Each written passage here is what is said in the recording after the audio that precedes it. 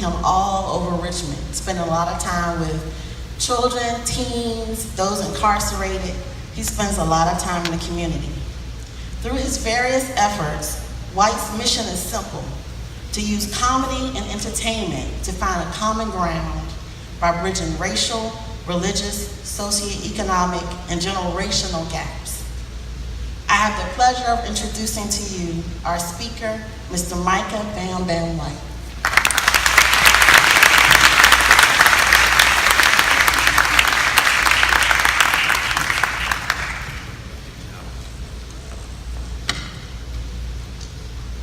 May we pray. Dear Lord, gracious Father, I come to you right now thanking you for the many blessings that you bestowed upon me.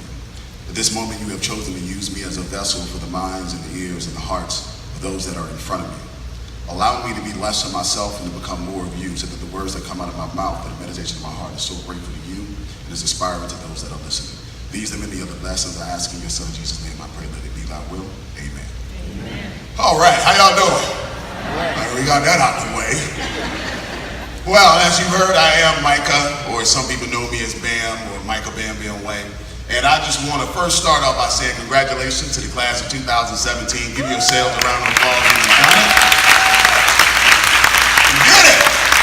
And congratulations to the parents. I know y'all like, ooh, thank you, Jesus, they done made it. So congratulations to y'all as well, because them sitting here is definitely a reflection of that which you have instilled inside of them. And congratulations also to the community, because of course we all know that none of this was done with one person alone. It takes an entire community to make good things happen amongst kids, especially in today's time with all that's going on. So shouts out to y'all. This is what I'm gonna do. I'm gonna tell you a little bit about my life, and I hope that something that I say can resonate with you to make you desire to become more of what you really want to be.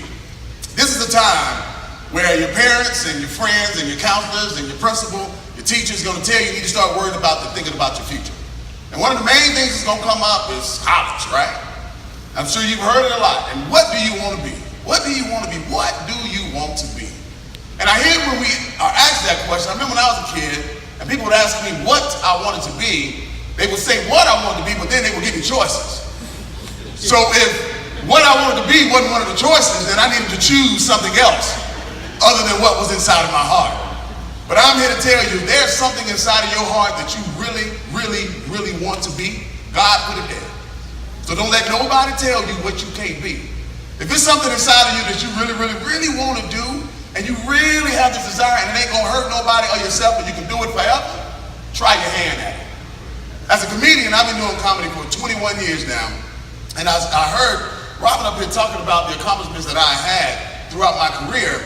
I was taken aback, because sometimes you don't really know how much you've done until you stop, turn around, and look at that what you've done.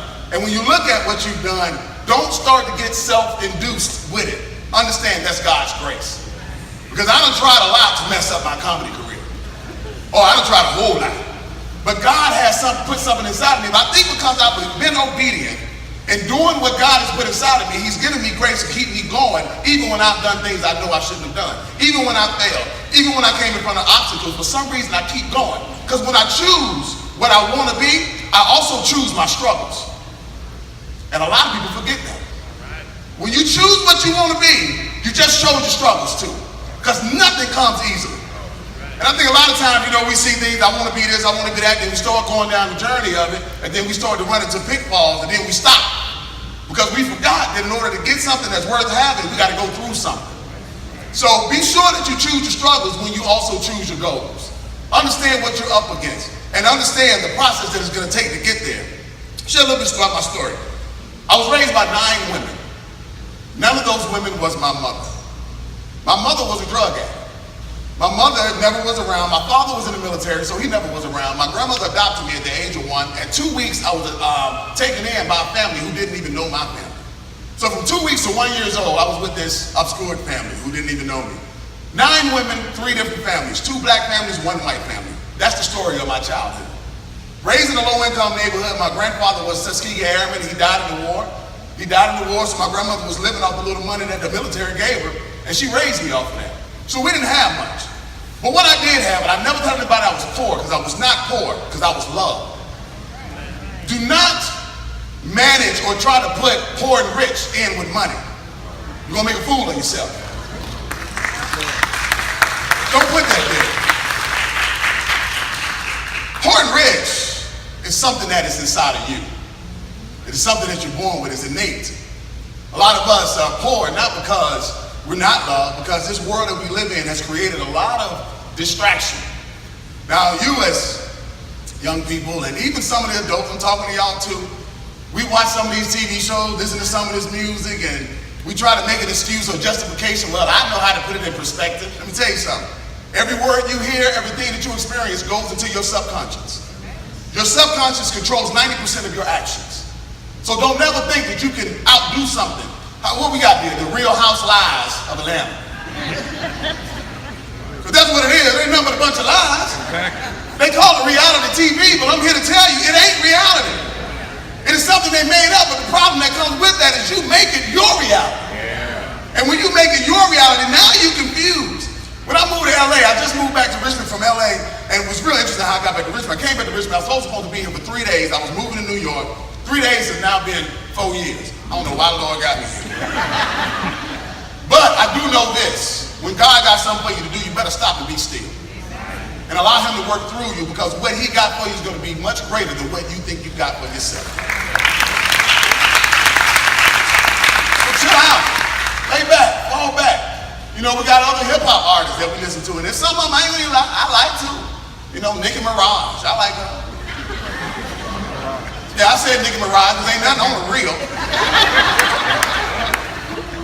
And understand that, but at the same time, these other people that I like, I make sure that the words that I listen to, I am very impeccable with the decisions I make of those words. Every morning I got a playlist that I listen to every morning.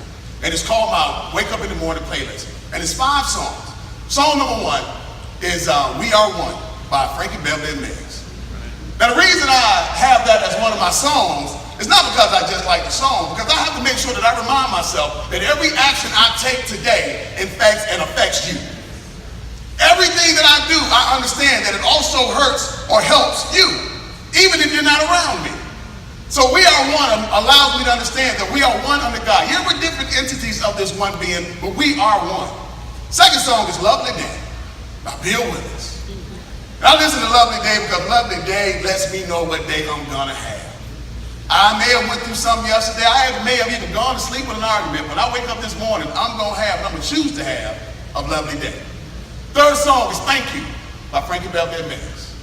Because I have to thank God that if I'm up thinking about the process of my day, I obviously have been blessed to get another shot at making life better for myself and for others. So Lovely Day is third. And I'll keep on going, but you get the point that I'm making. When I wake up in the morning, I make sure the first words I hear are gonna be words that's gonna fuel me. It's going to drive me through the day. I encourage you to do the same. Then I have my affirmations I give myself. Number 1 affirmation, I say it over and over again. If God be for me, who can be against me? If God be for me, who can be against me? If God be for me, who can be against me? And I say it over and over and over again until I feel it. Until I know that if God be for me, who can be against me? Then the next thing I say over and over again is, I can do all things through Christ who strengthens me. The operative word in that statement is I can do all. He didn't give me a limit. He didn't say you can do everything, but he said I can do all things through Christ. And I say that over and over and over again. Because I know that if I can do all things through Christ, and if God be for me, who can be against me, then nothing can stop me. And I also have to realize the biggest part of that, if nobody can stop me, I can't stop nobody. Which means I ain't worried about what you're doing. We spend so much time worried about what everybody else is doing. None of us know how much time we got on this earth, do we? The moment we was born, the clock started counting down, not up. And the thing is, we don't know how much time is on the clock. So I don't have time worried about what you doing or what this other person's doing. I ain't got that much time. Hey, I put it this way. If I'm building a house and my neighbor building a house, and every 5 minutes I stop building my house and go over there and watch them build their house, you know what? I'm wasting time building my own doggone house. And it's a good chance they're gonna finish their house before I finish mine, if I ever finish mine at all. So I gotta be focused on my house. Now, if you need some nails, I'll bring you to help you build your house. But I'm focused on my house. Have power over your life. we got this thing called haters. I love haters. Because if people ain't hating on me, that means they ain't doing nothing. If people ain't talking bad about me, that means that obviously I'm obsolete. So bring on the haters. And another thing I love about the haters, if you ever worried about who paying attention to the things that you need to get better at, it's the haters. Let them tell you what you need to get better at. Don't be mad at them. Don't be angry at them. Because that is a person that is choose to watch you build your house. Let them watch you. And what's going to happen is once you get your house built, they're going to realize they couldn't stop you. But now if you turn around and pay attention to them, then they can stop you. It's just a big distraction. And you got to forgive. Forgive me. There's a passage in the Bible. Reverend, I was like, I said, Reverend, I said, we'll put on the spot. I said, do you know what passage the fig tree is? She was like, we can Google it real quick. We'll find out. But in the passage about the fig tree, and it's something that's very significant in this passage, I think sometimes we overlook. Y'all know the story of the fig tree? So Jesus is walking with the disciples. Now, anytime you see in the Bible, Jesus is walking with the 12, and the Bible said the disciples are the 12, you know that this is a teaching moment. So pay very close attention when Jesus is walking with the disciples, because he's going to tell you something, he'll teach you something. So he cursed the fig tree, and then after he cursed the fig tree, because the fig tree didn't have any fruit on it. Now the fig had leaves, the tree had leaves, but what I think about a fig tree is the leaves supposed to come after the fruit. So Jesus went to the fig tree because he saw the leaves, but the fig tree didn't have no fruit, so he cursed it. Went and taught the temple, if y'all know that story, came back. On the way back, Peter looked at the fig tree, and I'm paraphrasing, and says, Jesus, look at the fig tree. It's dead. Jesus turned to Peter, and this is what he said. Jesus answered him and said, truly I tell you, if you have faith and do not doubt, not only will you do what has been done to the fig tree, but even if you say to this mountain, be lifted up and thrown into the sea, it will be done. The biggest point I get from that is Jesus said, stop looking at what I can do. Start recognizing what you can do. The same God that is in me is the God that is in you. Jesus told us that over and over again. So stop thinking that you can't do certain things. You can do whatever you desire to do, especially if it's going to help people. Now, can you be evil and do things? Yeah, you can. But life ain't going to sustain it. You might accomplish a lot of things while you're here being evil. Yeah, and it might happen for you, but life ain't going to hold on to it. The only thing that life holds on to are the things that are rooted in love. So you might as well do what's right. You might as well function in love. You might as well. The payoff is much greater. Trust me, I done been on both sides. I'm going to stay on the side of love. When I think about the works in life, and I think about the what, and in closing, the biggest thing I want to think about is who. You all may have an idea of what you want to be.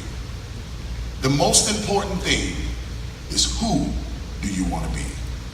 Because who substantiates what?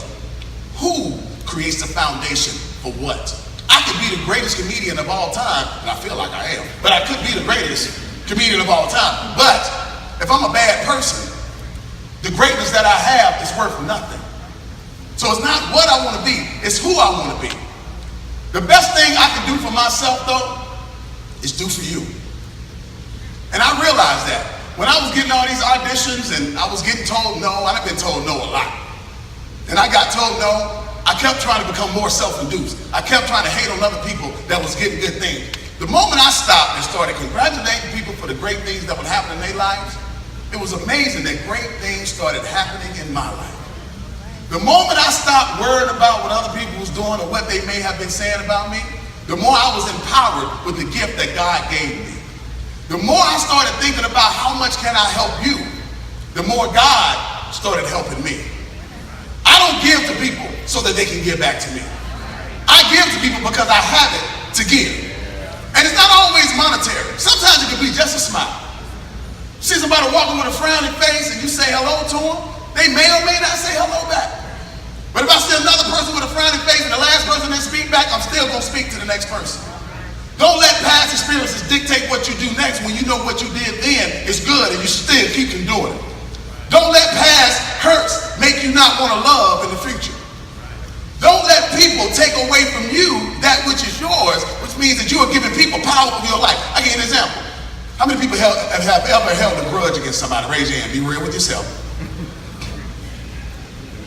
Do you know how much power you have given to someone else when you hold a grudge? over somebody else? You could be at a party, man, having a good time.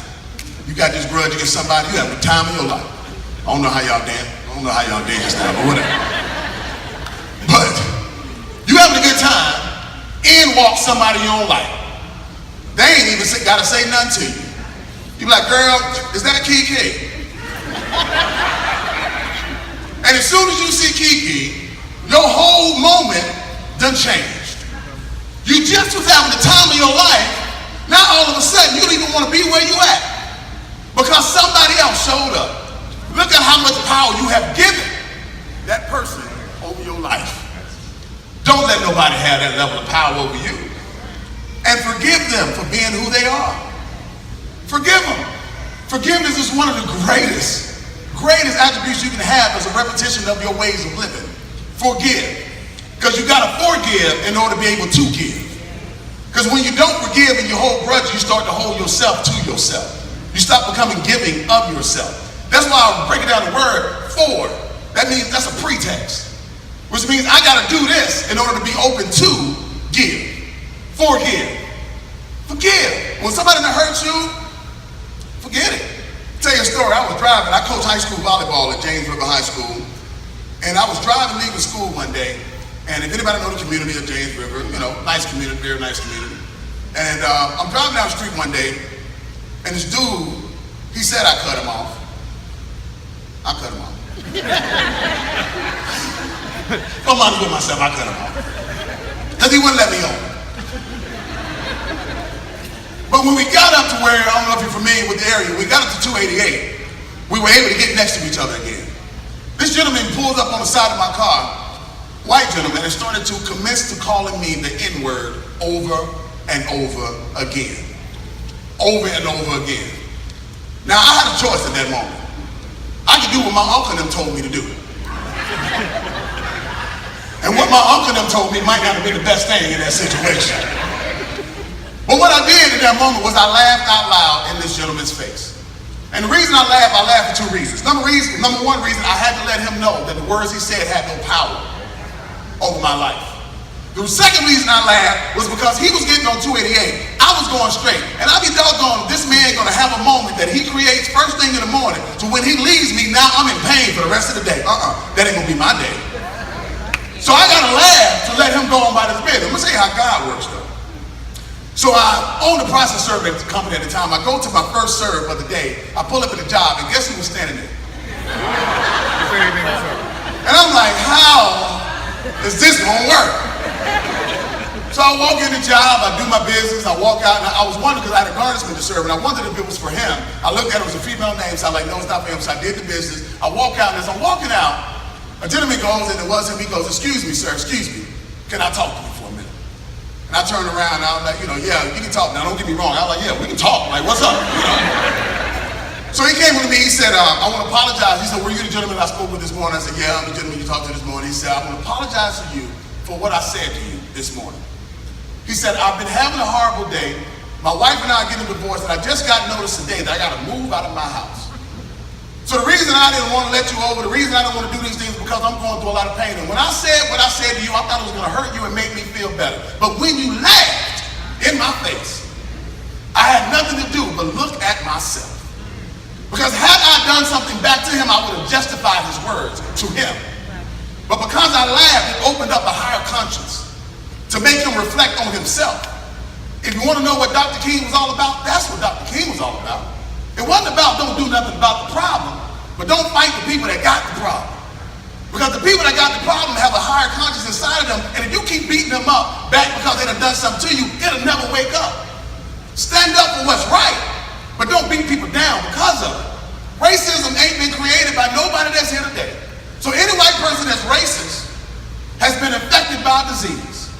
So I still love you as a man, though I despise that which you have been affected by. I refuse. See, ain't nobody bad enough, or ain't nobody good enough, or ain't nobody worth me not loving them. To not love somebody is to create damnation on my own life. Why would I do that? Just because I see something bad in you. Let people be who they are too. Sometimes people ain't that bad, but because when they ain't the way we want them to be, we upset with them. And that happens a lot in relationships. You're going to get into relationships in your life. Some of y'all going to get married. Yeah, good luck with that, okay? I hope it work out for you. But if I want to leave you, and I've got one more thing after this, but I want to say on that point, I want to leave you with a quote or give you a quote that I live by, that I think is very important when you think about relationships. Not even just relationships when it comes to companionship, but even friendships. The quote is, if you love a flower, don't pick it up. Because if you pick it up, it dies and it ceases to be what you love. So if you love a flower, let it be.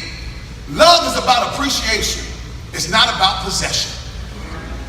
Love is about letting people be exactly who they are. If somebody show you that they're a fool, let them be a fool. I tell people all the time, I treat you the way that I want you. I deal with you the way you allow me to. The way I treat you is not up to you, it's up to me. Now the way I deal with you, that's up to you. Don't get me wrong, I'm gonna treat, if I know you're a robber, you done broke into every house, I'm gonna still treat you nice. But am I gonna let you in my house? No. You can't come in here. The devil is a lie. I'll give you water on the porch. Yes, I will give you water on the porch. And really in closing this time, do works. Work for those that are less fortunate. Do work for those that can't do work for themselves. A lot of us in here, most of us are Christians. We claim to be. I had a lady the other day I was talking with, and I said, ma'am, what do you do that is of Christ? She said, well, I go to church. I want to challenge you there. Because going to church on Sunday ain't serving God, it's worshiping God. Serving God is very plainly put in Romans 13. Romans 13, verse 13 says, therefore Jesus also suffered outside the city gate in order to sanctify the people by his own blood. Let us then go out to him outside the camp and bear the abuse he endured. Your work is outside the camp. Your work is outside of this little space we got right here. Now this is an anointed space, don't get me wrong. This is needed because this is my foundation as it is in God. But I got to do my works for Christ. That's going to be outside. Make sure you're working outside the gate. Make sure that the works and the things that you do are helping people while you are here. That way when you're dead and gone in body, your spirit continues to live and give. That's what John 3:16 is about. For God so loved the world that he gave his only begotten son, that whoever believes in him should not perish but have everlasting life. That word in, that's the way you function. It didn't say that if whoever believes him, who believes in him, that's the way you live. Live a life that is absolutely incredible. And I'll leave you with a joke. Let me see, which one should I do? I'm gonna let you pick, young man. Should I do party or should I do work? Work? You would pick work, man. You better lay out that work. You're about to do a lot of it in just a little while. Just wait, young man. You hate you said that in about 2 years. Yes, you will. All right, here we go, work. All right, black man, white man, Chinese man. We're going to give the 3 men, black man, Puerto Rican man, Chinese, well, black man, white man, Puerto Rican man. We'll just say that just so we can differentiate between the 3 guys. They all sitting at work one day, and they're sitting at lunch, and as they're sitting there, the white gentleman opens up his lunchbox. He says, listen to the lunchbox, he had a salami sandwich. He said, man, if my wife put another salami sandwich in my lunchbox, I just might kill myself. It was that serious. The Latino brother opened up his lunchbox. He said, man, if my wife put another ham sandwich in my lunchbox, I just might kill myself. It was that serious. So the black brother opened his lunchbox. In his lunchbox, he had a turkey sandwich. He said, man, if I get another turkey sandwich in my lunchbox, I'm going to kill myself. Fast forward, 2 weeks later, we at the firm.